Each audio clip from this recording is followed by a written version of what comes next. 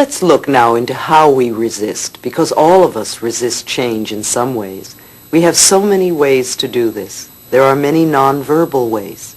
All sorts of things like we could leave the room, begin to do something else, start flipping through a magazine, or pretending we don't hear.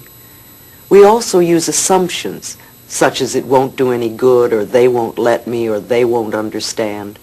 Or we may have beliefs that are part of our resistance, like it's not done, or I can't do that, or it's too much work.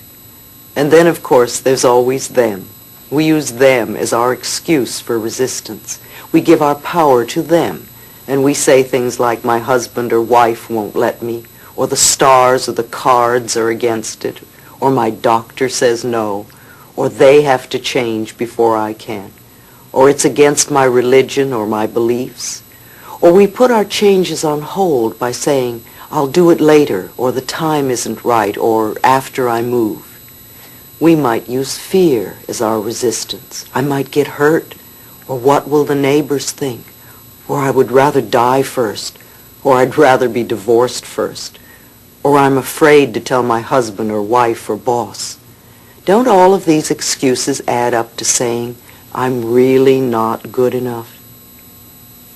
Many of you may be taking notes to give to your friends. You know exactly how to change them. Leave your friends alone. When we first begin to get some insights on how our minds work and how we can change, we want to run around giving our friends advice on what they can do to change their lives. We say, do you know what's wrong with you?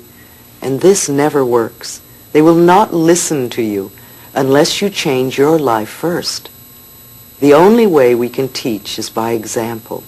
When we have made our own changes, then our friends and our families will come to us and say, you're so different, what have you done? And then they'll be glad to listen and maybe even try what you have done. When I first began teaching, I was not really practicing these principles, and my students didn't make too many changes in their lives. And it wasn't until I began to practice and to live that which I was teaching that I really began to help other people. So hold down your enthusiasm and don't run around trying to heal all your friends.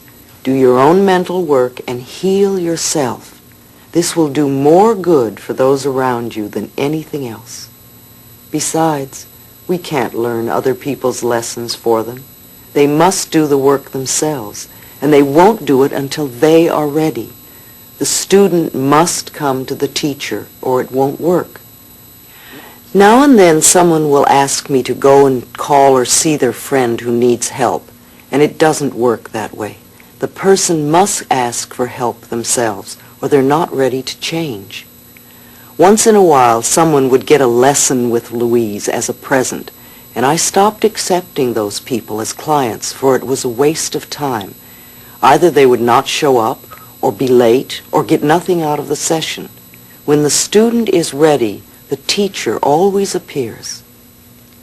We all want our families to accept us just as we are. Well, remember, what we give out, we get back. So if you want love and acceptance from your family, then this is what you must give to your family. When you are willing to accept them exactly as they are, then they will begin to accept you exactly as you are. We must be willing to practice what we want to have. The golden rule is ancient. It was never created to make us into goody-goody people. It was showing us a principle of truth. Give unto others as you would have them give unto you. Let's use the mirror to check our resistance level. Look into your eyes and say, I am willing to change. I am willing to change. Are you hesitating? Do you feel that it's not true? What is the belief that's in the way? Remember, it's only a thought, and a thought can be changed. Don't let this thought stop you from becoming free. We are looking for the real problem, not just the outer effect or issue. We create habits and problems to fulfill a need within us. When we can find a positive way to fulfill that need, we can release the problem. Willpower and discipline don't work to make permanent changes. See, if you're overweight and you diet, you can have all the willpower and discipline in the world. You can be really strong, and for months you may not eat one mouthful of food that you shouldn't eat. And the moment you drop your willpower and discipline, bloop, there's the weight again. It's because you haven't dealt with the real issue. You've only worked on the outer effect. The real issue with weight is usually fear, which creates fat for protection. And you can fight fat all your life and never get to the real issue. And you would probably die believing you were not good enough because you couldn't lose weight. Your need to feel safe could be fulfilled in a more positive way. Then the weight would leave by itself. So let's look a little deeper. If you're having problems with the last affirmation, I'm willing to change, then do this one. I'm willing to release the need for this problem or resistance. Let go of the need you have. Now, procrastination is another form of resistance, of saying you're not good enough. If you procrastinate, then you will not allow yourself to have what it is you say you want. Resenting another person having good in their life is another form of resistance to your own good. You will be giving out resistance to good, and that is what you will create in your own life. There is plenty for everyone.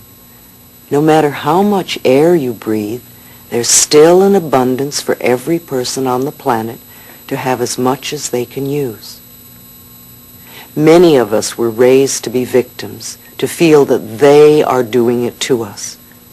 The problem with being a victim is stuck in their problem. And we no longer choose to be stuck. We are learning there is something we can do to free ourselves. If we say, I am willing to release the pattern in my consciousness that is creating this condition, then immediately we step out of the victim class and we begin to take our own power back. We realize that we can dissolve the problem that we helped create.